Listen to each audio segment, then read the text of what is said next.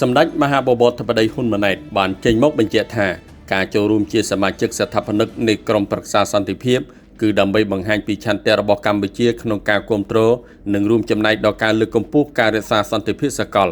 និងមិនតម្រូវឲ្យបង់ថវិកាទេសម្រាប់អាណត្តិ3ឆ្នាំសម្ដេចមហាបវរធិបតីហ៊ុនម៉ាណែតនាយករដ្ឋមន្ត្រីនៃព្រះរាជាណាចក្រកម្ពុជានៅព្រឹកថ្ងៃទី27ខែមករាឆ្នាំ2026នេះតាមរយៈ Facebook Page ផ្លូវការបានចេញមកស្រាយចម្ងល់និងបញ្ជាក់ជូនបងប្អូនជនរួមជាតិថា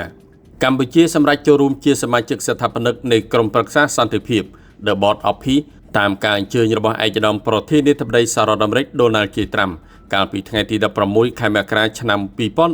2026ការចូលរួមនេះគឺដើម្បីបង្ហាញពីឆន្ទៈរបស់កម្ពុជាក្នុងការគ្រប់គ្រងនិងរួមចំណែកដល់ការលើកកម្ពស់ការរក្សាសន្តិភាពសកល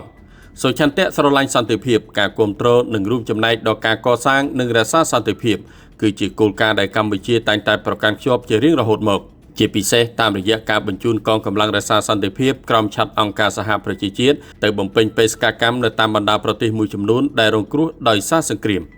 សម្ដេចមហាបវរធិបតីហ៊ុនម៉ាណែតបានបន្ថែមថាដោយឃើញបងប្អូនប្រជាពលរដ្ឋមួយចំនួនមិនទាន់យល់ច្បាស់អំពីកាតព្វកិច្ចហិរញ្ញវត្ថុរបស់កម្ពុជាក្នុងការចូលរួមនេះខ្ញុំសូមបញ្ជាក់ថាការចូលរួមជាសមាជិកស្ថាបនិកនៃក្រុមប្រឹក្សាសន្តិភាពសម្រាប់អាណត្តិ3ឆ្នាំមិនតម្រូវឲ្យបង់ថវិកាទេចំពោះការបង់ថវិកា$1000 លានសហរដ្ឋអាមេរិកនោះគឺសម្រាប់ករណីចូលជាសមាជិករយៈពេលវែងអចិន្ត្រៃយ៍តែប៉ុណ្ណោះ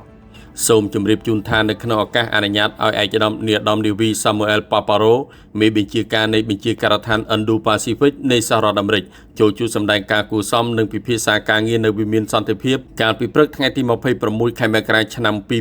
2026សម្ដេចមហាបវរធិបតីហ៊ុនម៉ាណែតនាយករដ្ឋមន្ត្រីនៃព្រះរាជាណាចក្រកម្ពុជាបានជម្រាបជូនឯកឧត្តមនាយឧត្តមនាវីថាកម្ពុជាបានទទួលលិខិតអញ្ជើញរបស់ឯកឧត្តមប្រធានាធិបតី Donald Trump ក្នុងការចូលរួមក្រុមប្រឹក្សាសន្តិភាពកម្ពុជានឹងចូលរួមក្នុងក្រុមប្រឹក្សាសន្តិភាពនេះដែលការនេះបានបង្ហាញនូវឆន្ទៈនិងការបដិញ្ញាចិត្តខ្ពស់របស់កម្ពុជាចំពោះសន្តិភាពសកល